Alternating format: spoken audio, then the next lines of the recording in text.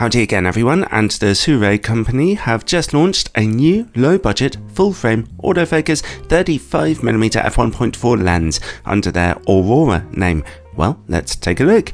It's available for Sony E, Nikon Z, L-mount and Fujifilm X-mount mirrorless cameras, and of course a Fujifilm camera will crop the image to the full-frame equivalent of 52.5mm. That makes this a fantastic option for all kinds of photography where you just need a moderately wide angle, and f1.4 can give a narrow enough depth of field to still pick out your subject. Nice! And f1.4 is useful for shooting indoors and in darker conditions as well. The lens costs $549 or £409 here in the UK, and I want to thank Sirui for sending me one for testing, although as usual this is an independent review. They've had no input into the video at all. The lens features a tough body with lots of metal in its construction, and it weighs about 490 grams. It's based on a metal lens mount with a decent amount of weather sealing with a USB-C port for future firmware upgrades. The front glass element even has a fluorine coating to help repel water and oils. The lens has quite a few controls on its body as well, especially for such a low budget option.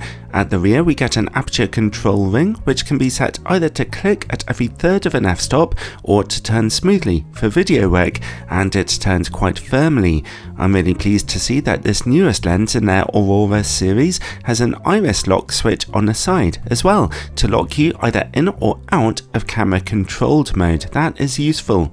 On the side we also get an auto manual focus switch as well as an autofocus hold button, handy. Then comes the metallic manual focus ring. It responds a little slowly to being turned but works precisely enough. The lens projects moderate focus breathing. This amount should be perfectly safe for video making though, I think. The lens's autofocus motor runs with only a barely audible whirring sound, and it worked accurately for me, but it moves at a pretty pedestrian pace, as you might be able to see here, and that's whether you're focusing in single shot or continuous autofocus modes. It gets you there though, and it's fully compatible with Sony's face and eye tracking options, as well as their in-body image stabilization. The lens does not feature its own optical image stabilization. The lens comes with a decently sized plastic hood with rubber trimming on the bottom, as well as quite a nice padded carry case. It also has a 67mm filter thread size.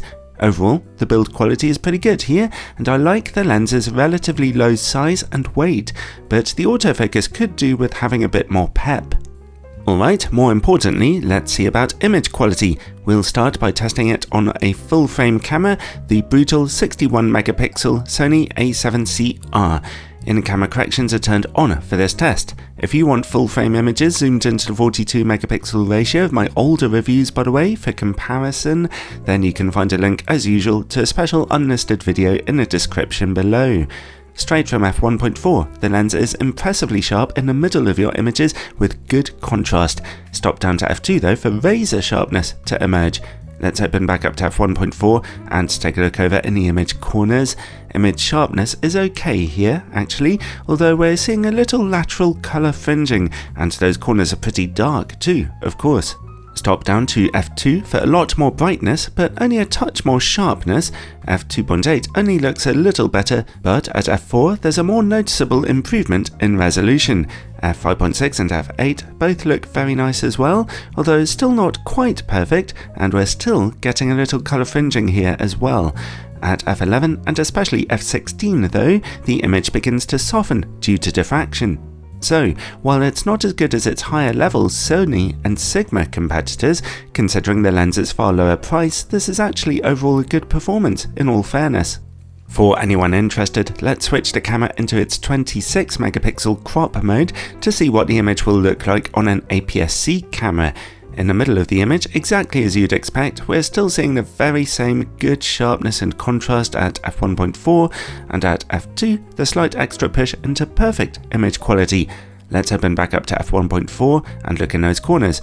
They're just okay at f1.4. I did actually notice on the full frame images that the mid-frame picture quality wasn't totally perfect, so this would make sense.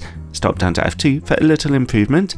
f2.8, f4 and f5.6 all see tiny improvements which all add up to perfect corner image quality. Again, stop down to f16 to see softness due to diffraction. Alright, so it's a similar kind of performance on aps-c. The corner image quality isn't quite as sharp, but those corners also see less chromatic aberration on aps-c and they're brighter as well. Okay, let's go back to full frame, turn off those in-camera corrections and take a look for distortion and vignetting.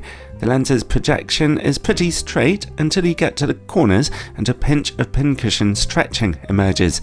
At f1.4, vignetting is strong, as you would expect to see.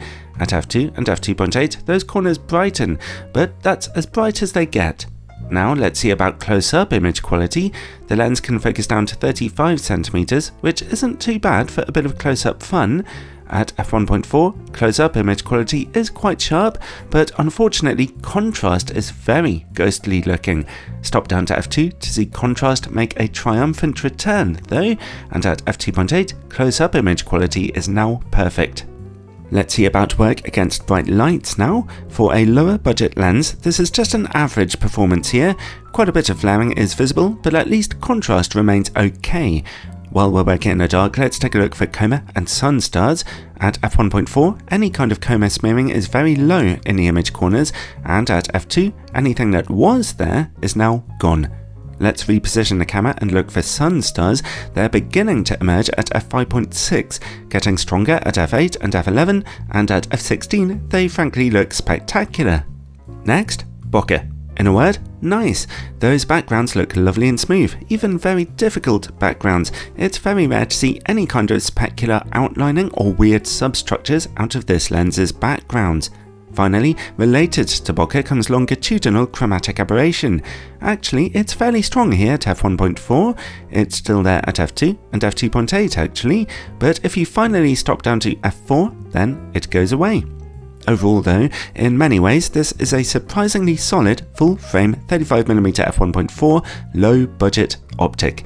You're not getting quite the same image quality or autofocus speed as more expensive professional lenses of course, but were you expecting that? It gets the job done pretty competently with decent sharpness and contrast and nice bokeh.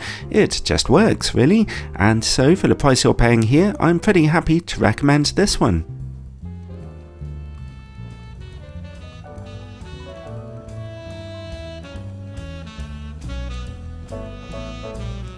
Diolch am wylio pawb. Thanks for watching everyone. Hope you enjoyed that video and found it helpful. If you regularly watch these reviews, then check out my Patreon page or channel memberships in the description below for a whole load of exclusive bonus content and a nice warm feeling deep inside for supporting this channel and its sponsorship-free videos. Ciao for now, everyone.